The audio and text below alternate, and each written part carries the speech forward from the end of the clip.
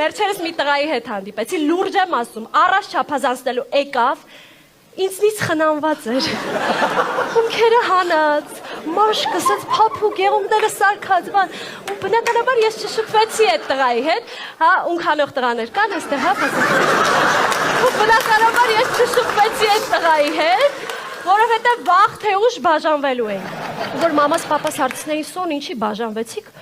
ժողովուրդ ամոթ հա, ոնց էի ասելու, որ պինցետի ու ֆենի համար իրար հետ լեզու չգտան, հա?